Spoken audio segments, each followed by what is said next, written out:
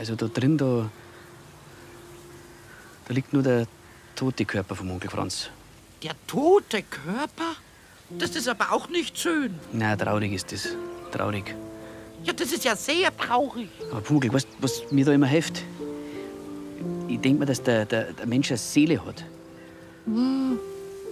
Eine Seele. Ja, eine Seele. Das, was er ihm ausgemacht hat. Seine Gedanken, seine Gefühle, das Innere halt. Und das lebt weiter. Ui, ui. Also lebt er doch noch. Wo denn? Na, Pumuckl.